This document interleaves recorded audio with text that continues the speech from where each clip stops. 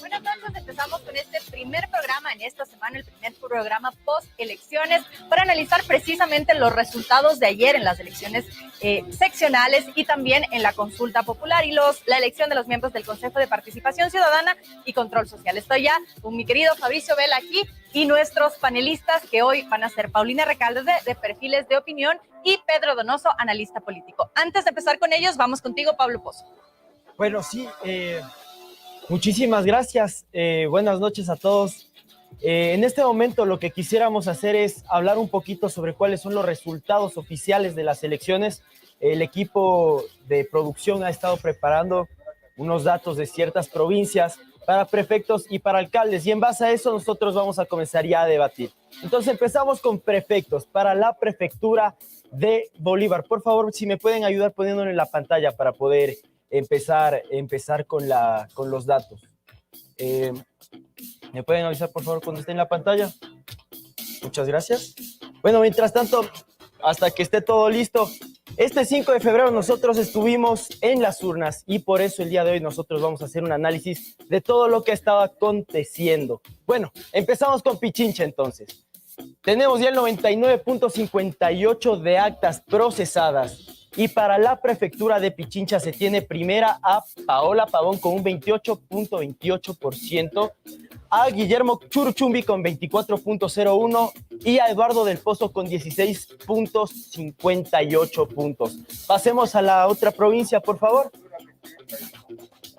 Vamos también a hacer un análisis del mapa político electoral. En Guayas Prefectura está primera Marcela Guiñaga. ¿Está mal eso?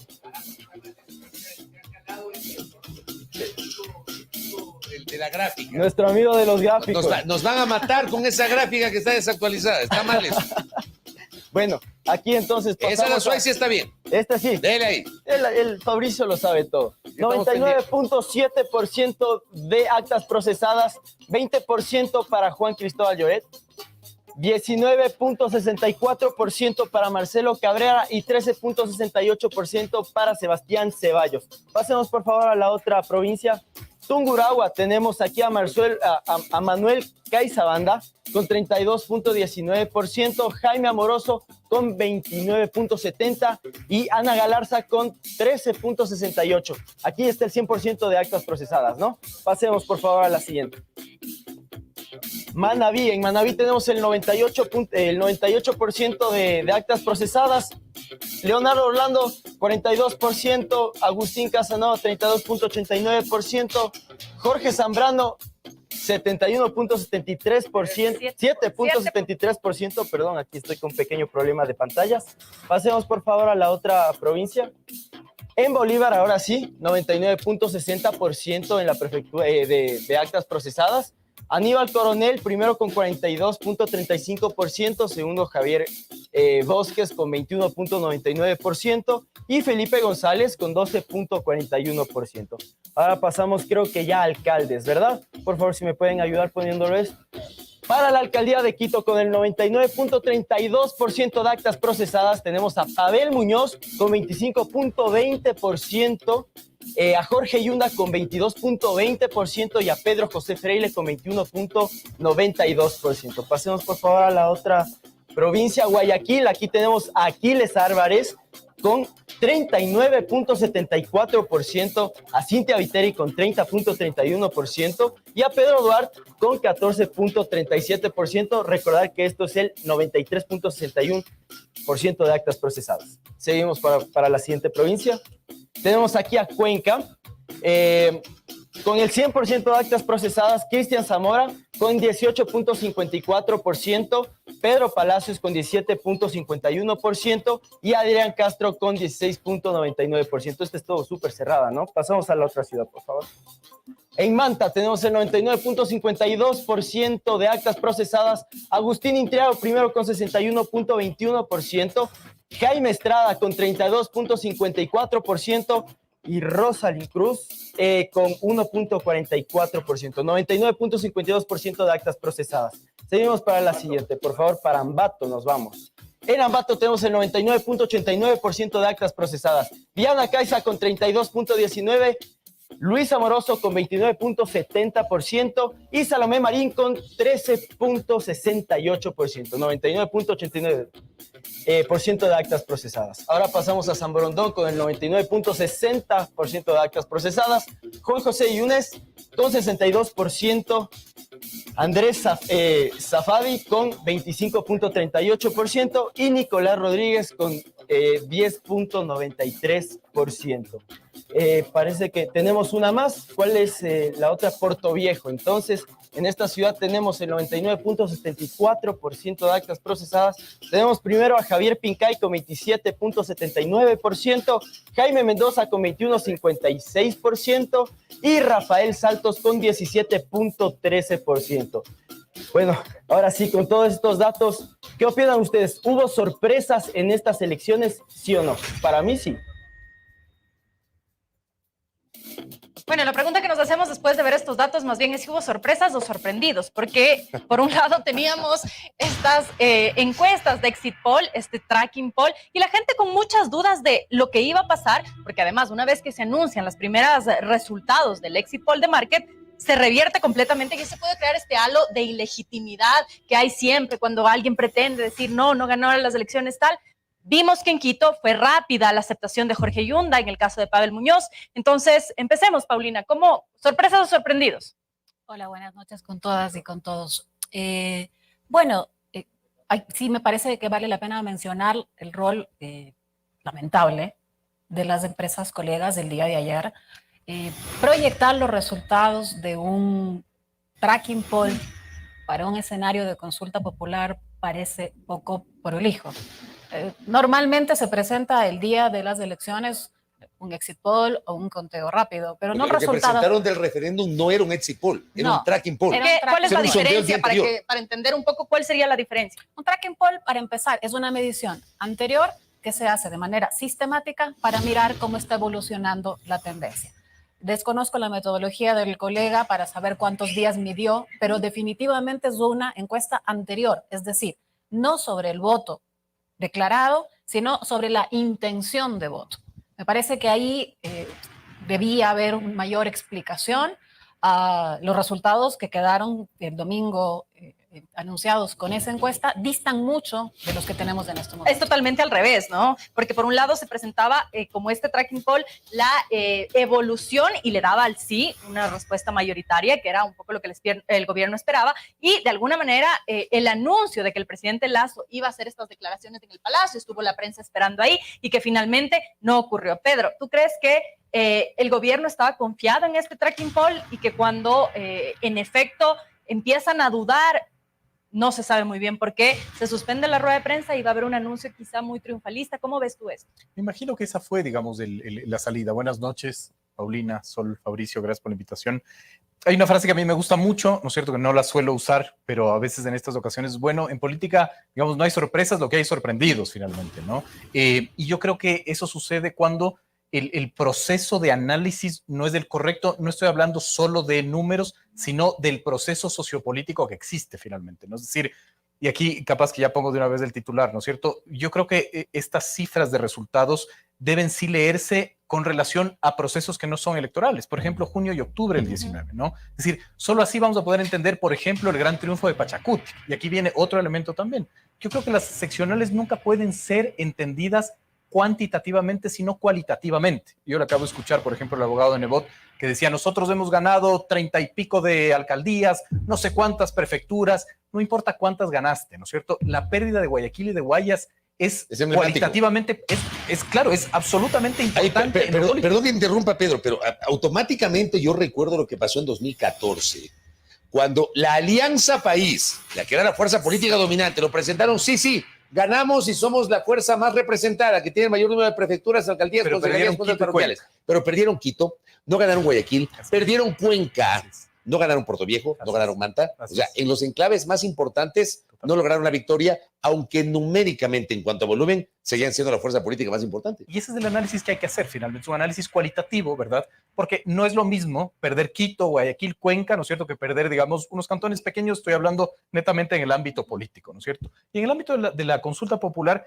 yo creo que ahí voy a hacer una cuña publicitaria, pero creo que Perfiles de Opinión hizo un buen trabajo haciendo la pregunta que tenía que hacer finalmente, que no es vota sí o vota no, ¿no es cierto? Sino es, digamos, indecisos, popularidad, ¿no es cierto? Es decir, conocimiento de las preguntas y sobre todo utilidad. Y ya a finales de diciembre, la encuesta de Perfiles de Opinión te decía que el 74% de la gente no sabía aún por qué iba a votar en la encuesta, en la consulta popular, ¿no es cierto? De reconocimiento de preguntas, poco, 36-10, nada, 40-72, utilidad, poco, 37-79, nada, 38-31. Entonces, de una u otra manera, ¿no es cierto? Lo que vimos es el sí y el no en la lógica de no tengo aún por quién votar, pero voy a contestar finalmente la pregunta. Pero otra cosa es cuando yo ya me enfrento a la urna, ¿no es cierto? Y realmente voto por lo que yo considero que tengo que votar, independientemente de la relación encuestador-encuestado. Y quizá ahí también sorprende el tema de que hablamos aquí la semana pasada en uno de los programas, en la pregunta de enganche, que era esta pregunta de la extradición, que en el contexto de inseguridad se había podido pensar que era una pregunta que iba a tener arrastre. Finalmente, hasta donde vemos, tampoco fue aprobada. ¿Cómo ves tú eso? Claro, o sea, yo identifico al menos dos preguntas de enganche. La uno, que es la de extradición, y la otra, la de la reducción del número de asambleístas. A ver, aquí hay una mayoría de ciudadanos que discuten la legitimidad de la Asamblea Nacional, ya, que discuten el trabajo de los legisladores. Y claro, esas eran dos preguntas de enganche. Siempre yo hablé de que la joya de la corona del referéndum constitucional era el Consejo de Participación Ciudadana y Control Social. Y lo que se viene, que lo vamos a revisar más adelante. Este Consejo de Participación que se viene, si se ratifica el resultado, que creo que la tendencia ya está, o sea, yo no veo por dónde el gobierno podría ganar la consulta, no encuentro escenario. El próximo consejo la va a tener cuesta arriba porque ese consejo va a tener la atribución de nominar 77 autoridades de control. Pero antes de ir a este tema de la consulta, hablando justamente de sorprendidos o sorpresas en la política, yo debo decir que a mí me sorprendió de Guayaquil. No sé ustedes, yo estoy totalmente sorprendido sobre lo que pasó en Guayaquil. Una distancia de 9 puntos de Aquiles Álvarez respecto de Cintia Viteri. Yo siempre relato esta anécdota, ¿no? Yo migré de mi ciudad de Ambato a Guayaquil en el año 92, disqué estudiar economía, terminé jugando a ser periodista y me convertí en reportero de noticias en diciembre del 92, 3 meses después de que Febres Cordero asumió la alcaldía de Guayaquil, 3 meses después. Y en Guayaquil había toda una corriente en torno al alcalde de Guayaquil, a Febres Cordero, que era el alcalde llamado a rescatar la ciudad que había sido destrozada durante 8 años, desde el año 84 hasta el 92. La prensa unida en torno al alcalde Febres Cordero. Entonces, tuviste esa lógica, 8 años con León, 19 con Nebot, hasta que llega Cintia Viteri y se rompe esto que ha pasado en Guayaquil, que termina siendo absolutamente histórico. Luego de 31 años, los socialcristianos ya no gobernarán la ciudad, sino que será Revolución Ciudadana, que además, y esto lo podemos analizar más adelante, está firmando su mejor resultado si comparamos con 2019, cuando con partido prestado tuvieron 2 prefecturas, Pichincha y Manabí. Hoy tienen Pichincha, Manabí, Santo Domingo, Guayas, Azuay, Sucumbíos. Mauricio, discúlpame, debemos entrar en un corte comercial, pero esto que sucedió en Guayaquil no fue la única sorpresa, pasaron algunas cosas a nivel nacional y justamente de eso vamos a tratar después del corte comercial. ¿Cómo queda el mapa político aquí en el Ecuador después de las elecciones? Volvemos.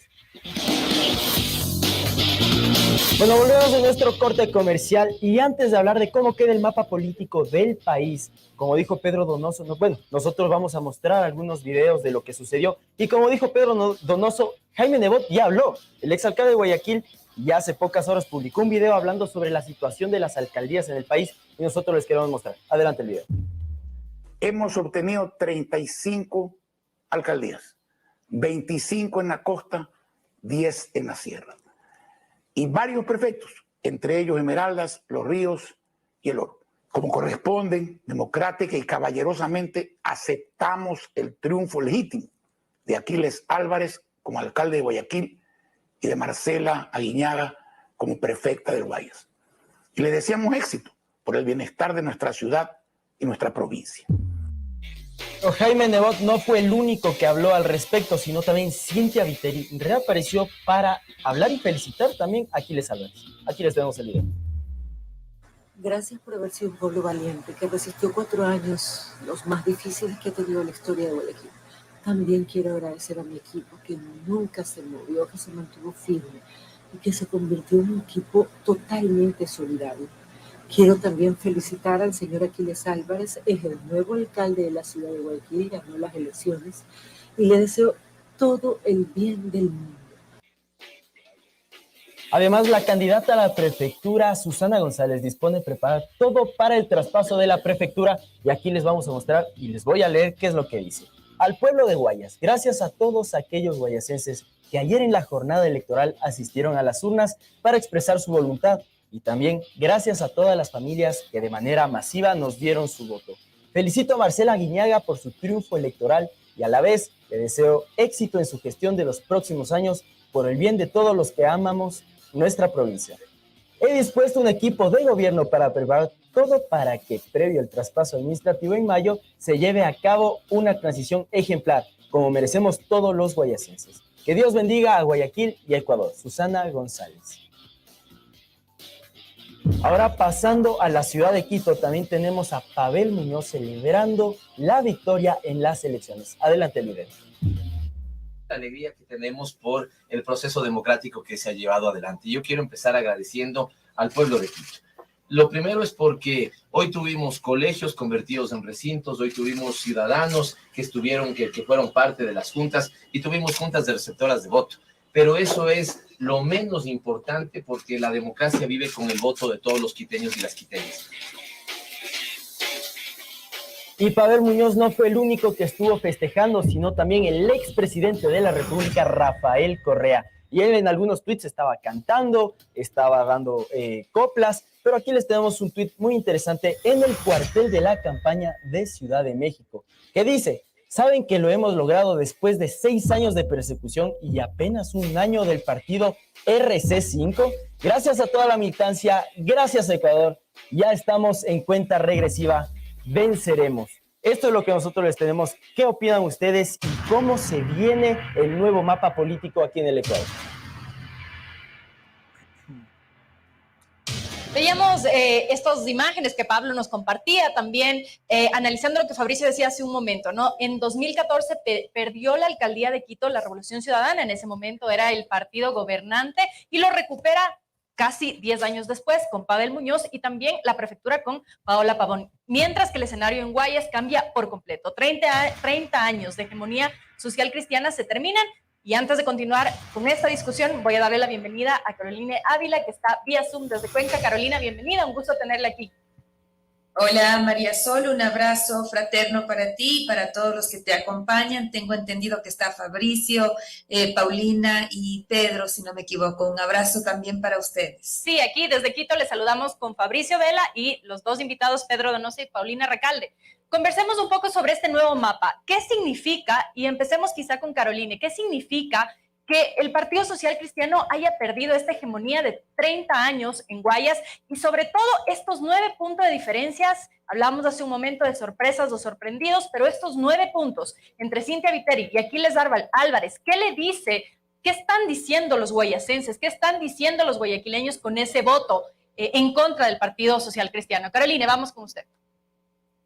Bueno, yo quisiera pensar en que la sorpresa para la Revolución Ciudadana, más que lo que esté pasando en Guayas o Guayaquil, es lo que está pasando en Cuenca y en el Azuay. Ni siquiera Rafael Correa tenía en su primer tuit en el presupuesto la prefectura del Azuay. A mí me parece que entre los muchos análisis, porque un resultado como estos, tanto el de Guayaquil como el de Guayas, inclusive también el del Azuay, no pueden tener una explicación con una sola variable. Creo que existen varias y sin lugar a dudas no se le puede echar solo la culpa a un contexto. En este caso, por ejemplo, lo que haya hecho o dejado de hacer Cintia Viteri, lo que haya hecho o dejado de hacer el contexto político en Guayaquil en sí mismo, ¿no es cierto? Esta pugna que había entre distintos candidatos que de alguna forma compartían esta piscina de la derecha o del centro, sino también, creo yo, a una suerte de rechazo hacia lo que la promesa de Guillermo Lasso, la promesa de Creo, implicaba y que claramente no se había cumplido, a esta fricción que también había entre el Partido Social Cristiano y Creo, a las respuestas que estaban recibiendo los guayacenses y Guayaquil de ese gobierno. Creo que todos estos elementos de alguna forma comulgan. Además que, al menos de lo que puedo hablar es de la SUAY, se dio una campaña de la Revolución Ciudadana un poco distinta, que de alguna forma refresca filas. Si bien es cierto, J. Lloret no es precisamente un nuevo en la Revolución Ciudadana, pero sí presentó una forma novedosa de comunicación. En el caso de Aquiles Álvarez, me parece que sí es un personaje distinto a lo que se acostumbraba a ver entre las filas de la Revolución Ciudadana, y tal vez eso también ayudó a refrescar una marca que al final termina cosechando interesantes resultados. ¿Ustedes cómo le ven, Pedro, Paulina, esta confluencia de elementos para que finalmente se den esta victoria? Carolina decía, en Azuay, J. Lloret, en Guayas, del Partido Social Cristiano, hay un desgaste de estos líderes viejos porque además apuestan por Aquiles Álvarez, como en efecto decía Carolina, que para muchos es el ala más conservadora de la Revolución Ciudadana y que de progresismo poco. ¿Cómo lo ves tú, Pedro? Digamos, ahí es muy complejo como tener una generalidad, ¿no es cierto? Por ejemplo, mi gran pregunta es qué tan correísta es Aquiles Álvarez, por ejemplo, ¿no? Es decir, qué tanta marca del correísmo está ahí, ¿verdad? Y claro, en Guayaquil hay todo un cambio, en el Azuay hay todo un cambio, pero en Quito no hay ningún cambio. ¿En qué sentido? En comparación con el 19 es Yunda versus el correísmo. Es decir, no pasó absolutamente nada del 19 acá. Y eso que ha pasado pandemia, una inseguridad galopante, es decir, una crisis económica, un cambio de gobierno. Hay que ver, digamos, cada uno de los territorios con, digamos, sus orígenes y sus particularidades. Pero en 2019, no sé, corríjame si estoy equivocado, pero creo que nadie vio llegar a Yunda. Sí, no, claro. Lo que digo, en comparación con el tema era Moncayo. Totalmente de acuerdo. Ni a Yunda ni a Luisa Maldonado. No sé si ahí estoy equivocado, Pedro. Totalmente de acuerdo, pero yo hablo de resultados finalmente, ¿no? Es decir, los mismos resultados que tuvimos el 19 lo estamos viendo ahora. Con el uno arriba y el otro abajo. Exactamente, solo que se cambió, pero se disputan, ¿no es cierto? Igual, Yunda y correísmo, y Yunda y correísmo finalmente ahora. Pero no dejemos de hablar, Paulina, quizá de este fenómeno Pedro Freile también, que me parece que es un actor interesante aquí. ¿Cómo lo ves? Bueno, algunas cosas. Respecto a Guayaquil, me parece que hay algunas cosas que apuntar. Evidentemente, ese es un hito en la política electoral local, en la medida en que sucede después de 30 años. No se puede comparar eso con lo que sucede en otras ciudades. Y hay algunas cosas que apuntar. Lo primero, inevitable que se cumplan ciclos. Todo partido, movimiento, proyecto cumple un ciclo. Me parece que eso ha sucedido por un lado. Lo segundo, hay un modelo, siempre ha habido un modelo, una estética, una identidad, yo diría incluso una pedagogía del ser guayaquileño y el ser social cristiano, muy encarnado en Febres Cordero y en Jaime Nebot, que entró en tensión con el modo en el que maneja su discurso, su forma de estar, su forma de plantarse, Cintia. Por eso es que Jaime Nebot en su discurso de hoy dice, no es suficiente con hacer obra pública, sino hay que representar. A mí me parece que hace un codazo de algún modo al liderazgo de Cintia Viteri y dice algo más que puede uno leer entre líneas, que habla de la ambición y el actuar con el hígado, que esto pasa factura. ¿Pero a quién se refiere? ¿A Cintia Viteri? Bueno, ¿A Susana González? Uno podría leer después el desarrollo, pero me parece que hay dos claves. Dejo abierto esto como pistas discursivas. Pero se referirá, perdón, Paulina, ¿se referirá a los temas personales de las autoridades de Guayaquil y Guayas o a la forma como gobernaron la ciudad y la provincia? Con esta pregunta de Fabricio vamos a ir a cadena. Ya estamos enlazados, tenemos la cadena nacional del presidente Lazo. No todavía. Escuchamos ya esta cadena del presidente. Él llama al diálogo después de haber tenido un discurso desde el gobierno que cuestionaba a las personas que iban a optar por el no. Decían desde el gobierno los distintos voceros que solo a los narcotraficantes, a los que están vinculados al crimen organizado, podría interesarles votar el no. Ahora el presidente, de una forma ya más matizada, ha llamado un poco a la unión, un poco a sacar adelante este país y ha reconocido que incluso quienes votan por el no seguramente están buscando un país mejor. Con eso vamos a empezar contigo, Fabricio. ¿Cómo ves tú? Estábamos conversando en el corte un poco este anuncio del presidente en este momento, después de 1 año y medio de gobierno, recién llamar a la unidad. No es un poco tarde, no se ha desgastado mucho este discurso, decir ustedes los que votan por el no son los malos, nosotros somos los buenos. ¿Cómo lees tú estas palabras del presidente? Casi 2 años, casi 2 años, más de 1 año y medio. Y sí quisiera más adelante que Carolina Avila, que conoce, digamos, los temas de la comunicación estratégica, nos desmenuce cómo le vio el lenguaje corporal del presidente. El presidente ha admitido la derrota en el referéndum. O sea, eso es lo que acaba de ocurrir. El presidente ha reconocido que el referéndum constitucional, que era la apuesta del gobierno, terminó teniendo un resultado negativo. Ahora, casi 2 años después, el presidente hace un llamado a la conciliación, a un gran acuerdo nacional. Yo no sé si en ese acuerdo nacional va a incluir a Nebot, o sea, a los socialcristianos, va a incluir a Correa y a Revolución Ciudadana, luego de todo lo que se dijeron hace pocas semanas, ¿ah? Y quizá ahí Carolina nos puede un poco, vamos a conectarnos nuevamente con ella. Lenguaje corporal, pregúntele. Lenguaje corporal por un lado y por otro lado este llamado, casi 2 años después, como bien dice Fabricio, a este diálogo nacional, que además era inicialmente una de las propuestas que hacía Lazo cuando llegó a la presidencia. Carolina, ¿cómo lo ve usted? Tengo problemas con la conexión. Asumo que estábamos hablando sobre el discurso y pude escuchar un poco lo que ya Fabricio comentó. No sé si se me escucha ahora. Sí, clarito. Le preguntábamos qué opina sobre estas palabras que dice el presidente. No sé si lo pudo ver en vivo para que un poco analizar el lenguaje corporal que mantuvo mientras se dirigía a los ciudadanos, y si no, pues un poco el discurso, este llamado a la unidad que rompe finalmente con este intento más bien o profundización en la polarización que había mantenido durante estos últimos meses. Ahí estoy, creo que se me escucha. Sí, clarito. Ok, perdón, por favor. En efecto, coincido cuando miramos este tipo de discurso distinto a la polarización, a la identificación del adversario y incluso la denostación de ese adversario.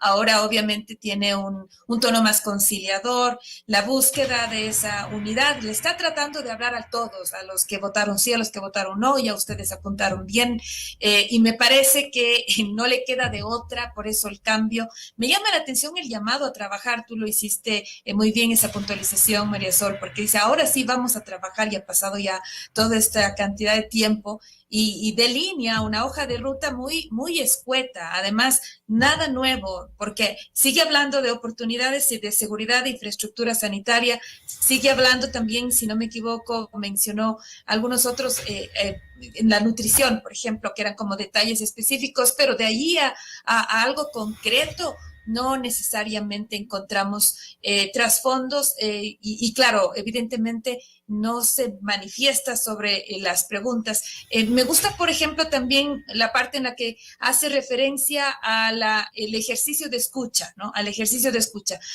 como la consulta popular como un instrumento para escuchar, pero luego tampoco está haciendo referencia a correcciones como gobierno. Lo que sí hace es llamar la atención a la clase política para evitar este tema de personalizar la política. Yo ahí me pierdo un poco porque no logro atar este reclamo o este llamado de atención con lo que está pasando con la consulta popular. En todo caso, entiendo que es un tono más conciliador, sin lugar a dudas, y le toca a fuerza de pulso escuchar este llamado de atención que ha hecho la población y que a su vez yo creo que le va a pasar facturas fuertes si es que no hay cambios reales, concretos, que sean además creíbles, ¿no? A propósito de la pérdida de credibilidad que tiene este gobierno. Gracias, Carolina. Primero Pedro, luego Paulina. Sobre estas palabras del presidente y lo que hablábamos un poco en el corte, esta necesidad de hacer acuerdos pensando lo que ya pasó en junio. Algunos analistas decían que incluso el gobierno podría estar en riesgo, porque finalmente las consultas populares han sido tradicionalmente una forma de evaluar la popularidad, la legitimidad. Ya veíamos hace rato que el presidente estaba siendo cuestionado, las encuestas no le daban buenos datos. Con este panorama, ¿cómo él, ahora que convoca estos acuerdos, podría empezar a trazar este camino? Digamos, cuando hay remesones políticos como el que vivimos, ¿no es cierto?, el llamado a administrar esa incertidumbre es del gobierno nacional. Pero lo que acabamos de ver es un anuncio sin anuncio de un gobierno sin gobierno y de un país casi sin país. Es decir, está bien aceptar los resultados, eso puede haber sido un comunicado. Si pones al presidente de la República como vocero, el presidente de la República tiene que anunciar una hoja de ruta, muy bien lo dice Caroline, en el cómo. Es decir, ya basta del qué, ya sabemos que necesitamos escucharnos, ya sabemos que hay que bajar los índices de inseguridad, ya sabemos que no queremos al narco en el país.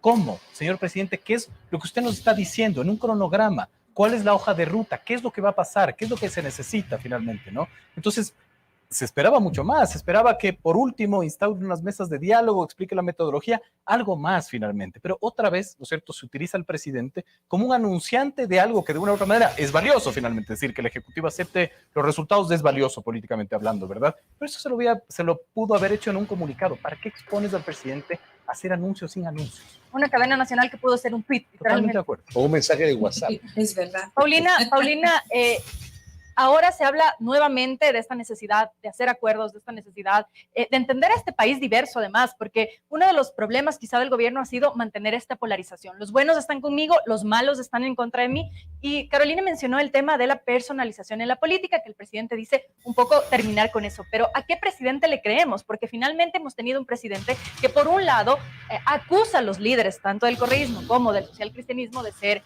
líderes del crimen, de la delincuencia organizada, y ha personalizado muchísimo la política en ese ámbito. ¿Cómo leer ahora esas palabras del presidente y con cuál presidente los ciudadanos nos quedamos? Porque como Pedro bien dice, termina siendo un poco confuso este discurso. Sí, hablando y conectando con las sorpresas, creo que si a alguien no tiene que sorprenderle este resultado es al presidente de la República, porque creo que hizo todo para llegar a este escenario y creo que incluso terminó abonando para los resultados en las locales. ¿En qué medida? Despierta mucha más fuerza en sus adversarios cuando empieza a asignarlos como narcopolíticos, como extraditables. La descalificación ha sido la constante durante todo su tiempo de gobierno y se intensificó mucho más en la consulta. Es decir, fue mucho más fuerte su narrativa de descalificación que su narrativa de ilusión. Incluso a los ciudadanos se nos dijo que solo los buenos votan sí. Entonces, si es que en este momento tú dices, bajemos las rencillas, la pregunta es más o menos, ¿quién inició con las rencillas? Y la pregunta también clave política es, ¿el acuerdo con quién? Cuando Jaime Nebot, para retomar mi idea anterior, hoy señala como una de las posibles respuestas o responsabilidades de esta derrota, el haber tenido un acuerdo con Guillermo Lasso y que él haya traicionado y que haya cambiado la ruta. ¿Con quién se va a aliar? Otra vez decimos, ¿con la Revolución Ciudadana? Evidentemente no. ¿Con la CONAIE? Leonidas Díaz ha advertido antes de la consulta que en los acuerdos de las mesas no se están cumpliendo. Y de hecho el presidente nunca participó de los diálogos con la CONAIE, ¿eh?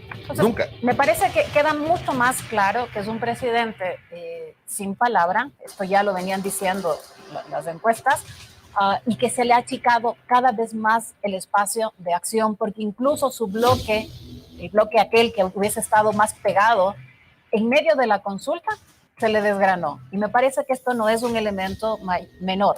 Le estallan los escándalos en medio de la convocatoria a la consulta. Llegó ya con esto desgranado. Habiendo perdido además la consulta y habiendo tratado así a políticos, a medios, pero sobre todo a ciudadanos, el espacio para hablar de acuerdo en este momento es extremadamente escaso, pero sobre todo suena profundamente falso. Y con eso vamos a regresar en breve. Le voy a dar el paso a Pablo antes de regresar sobre esta idea que me parece interesante. Si el gobierno ha quebrado sus alianzas, ha quebrado sus más cercanos aliados, los naturales, si se ha peleado con varios espacios de diálogo que hubieran podido ayudarle en su momento o apoyarle, ¿qué le queda al presidente? Con esto volvemos en un momento. Pablo, vamos contigo. Vamos a entrar en las conclusiones en el siguiente bloque, y de verdad es un tema muy interesante. Deberíamos seguir hablando de este tema del referéndum. Muestra muchísimo cómo se lo está viendo al gobierno, tal vez, qué situación está pasando. Solo hace poquito dijiste que esto es una forma de medir la aceptación del gobierno, pero los datos tampoco están muy mal para el sí. Están casi cerca del 50, entonces tal vez tenemos una población dividida. Esto vamos a tratar en el próximo bloque. Volvemos.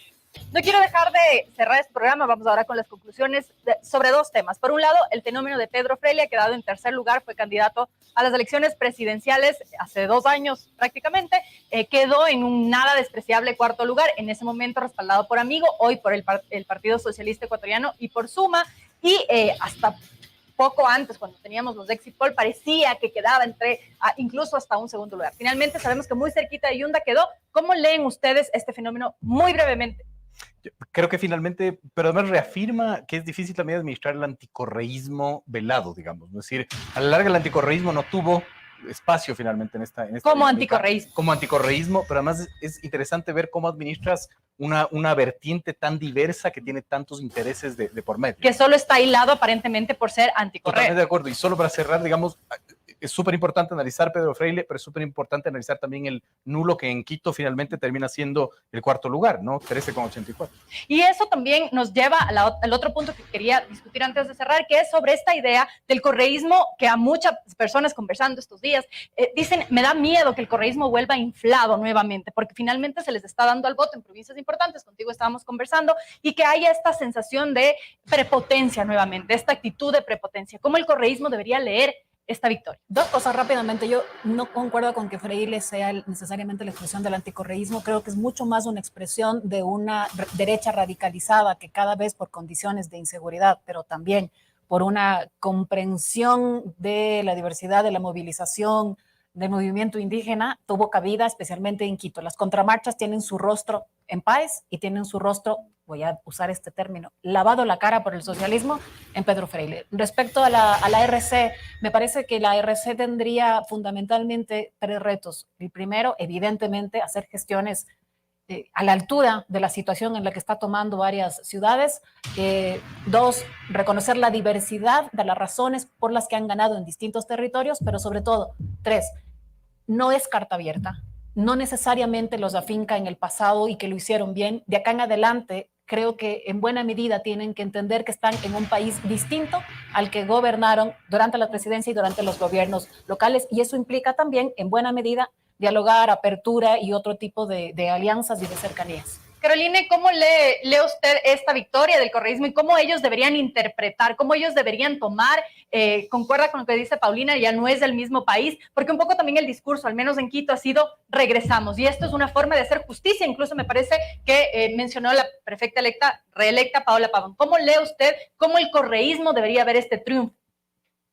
Y justamente la SUAY es un territorio distinto al fenómeno que se vio en Quito y en Pichincha, porque no es un regresamos. Con las justas llegó y llega J. Lloré hasta cierto punto por distintas otras variables, no necesariamente el voto es un voto correísta como tal. Sin embargo, se mantiene, sobre todo en la región, un 24-25% que sigue siendo esa base que sabemos y se le reconoce como tal al correísmo. Creo que cobra oxígeno la Revolución Ciudadana, y aquí es importante recalcar que la madurez de quienes en este momento están al frente debería expresarse con mucha más tranquilidad, este retorno con una lectura más variada y no necesariamente polarizante, y que permita estas diversidades cromáticas en la misma Revolución Ciudadana para que sea un mejor reflejo de un ejercicio político que sin lugar a dudas se reconoce triunfante. Espero que no con esto vengativo. En el caso de la SUAY, algún momento tendrán que tener un programa puntual para identificar la alta indecisión. Hay que analizar de manera específica, coincidiendo también con Pichincha, el voto nulo que ocupa a sí mismo primeros lugares y tiene ya registros en relación al histórico muy importantes. Yo creo que ahí hay una necesaria reflexión de la clase política, del contenido o de la falta de contenido a la comunicación electoral en momentos de campaña, que no permitió conectar con una población que está bastante frustrada, bastante cansada y decepcionada de estas promesas incumplidas y de este abandono, sobre todo a nivel de periferia en la región. Esto se ha dado. Tanto la alcaldía como la prefectura han sido puestas por la ruralidad, por la periferia. Eso también implica lecciones importantes para lo que sucede en Cuenca y en el Azuay. Gracias, Carolina. Fabricio, ¿qué concluyes tú? Estamos ya en este cierre del programa de hoy. Brevemente, un minuto, tu conclusión. Yo acabo de leer el tuit de Rafael Correa. Un gran acuerdo nacional pasa por adelantar las elecciones. Debemos superar el simplismo de que democracia es esperar elecciones cada 4 años. Lazo es un gran fraude, cómplice de la destrucción de la patria y constitucionalmente debe ser removido. Yo no veo acuerdo político posible leyendo este tuit. No veo. No sé, y es un poco lo que hablamos en un momento de tomarlo con prepotencia, ¿no? No veo acuerdo político posible. No sé qué va a pasar de aquí en las siguientes semanas. Revisando el resultado del referéndum actualizado, la derrota del gobierno en la buena parte de las preguntas es contundente. La primera tiene tal vez la más apretada, que son 3 puntos, pero el resto es una derrota contundente. No sé si el presidente estará pensando en refrescar su gabinete, cambiar su frente político, eliminar o tratar de disponer que se suavicen determinadas vocerías que no le hacen bien al Ejecutivo. No sé qué va a pasar. Paulina, esta lectura, ya en una conclusión breve, con lo que lee Fabricio, el tuit del expresidente Rafael Correa, lo que hemos conversado sobre cómo el correísmo debe tomar esto y este fenómeno de descontento en general de la población, respaldado por estos resultados de la consulta popular. Sí, lo que pasa es que se están superponiendo en este momento el escenario local y el nacional, pero tienen su propia dinámica. El local, digamos que arranca y tiene su propia vida a partir de mayo y los retos que ahí la Revolución Ciudadana y las otras fuerzas son muy altos. Pero lo nacional, yo diría que fue justamente el presidente de la República el que se encargó de entrar en este escenario electoral a la fuerza, con una consulta que estaba absolutamente por fuera de timing y con una narrativa que le agravó aún más sus condiciones. En ese sentido, quien tiene que hacerse cargo de las consecuencias de este escenario nacional construido, me parece que es fundamentalmente el presidente de la República. Carolina Ávila, antes de concluir con Pedro, vamos con usted. ¿Cuál es su lectura del panorama? Una conclusión breve en un minuto.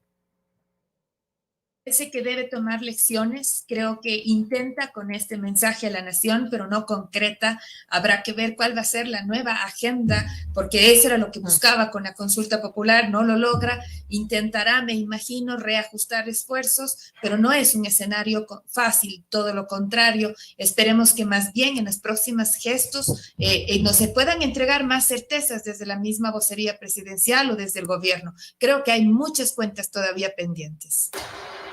Pedro, con estas palabras que Fabricio ha leído de lo que dice el presidente Correa, esta necesidad de acuerdos, este llamado también a sacar al presidente de forma constitucional, dice él todavía, ¿se ve alguna salida para el país? ¿Podría estar en riesgo el gobierno de Guillermo Lasso? La gran pregunta es la gobernabilidad, no tanto a nivel nacional como a nivel local finalmente, y eso también hay que analizarlo. Es decir, Pavel Muñoz gana, ¿no es cierto?, Quito, pero no tiene una mayoría concreta en el Consejo Metropolitano, entonces la gobernabilidad tanto a nivel local como a nivel nacional. Y sucede, cuando tú haces un anuncio sin hoja de ruta, sucede esto finalmente, que tu opositor, ¿no es cierto?, te marca la hoja de ruta. Es decir, ahorita Correa pone sobre el tapete una nueva discusión, que es la discusión como él cree que debe ser procesada estas tensiones. Y se adelanta de las elecciones. Exacto, y se adelanta. Pero si Lasso hubiese dicho, ¿no es cierto?, el acuerdo, con ya no puedo usar acuerdo, pero encuentro más bien dicho, el acuerdo, ¿no es cierto?, con el cual tenemos que trabajar, tiene que darse así, en esta hoja de ruta, con estos actores, etcétera, ya no se le pueden adelantar. Que podría haber sido una convocatoria ahorita, decir, convoco a Rafael Correa, Jaime Nebot, etcétera. Haber sido el mensaje, pero si es un mensaje, si es un anuncio sin anuncio finalmente, de un gobierno sin gobierno, esto es lo que sucede, que la gobernabilidad siempre va a estar, digamos, en duda y va a ser una profunda incertidumbre. Vamos ahora con estas conclusiones un rato con Pablo y regresamos.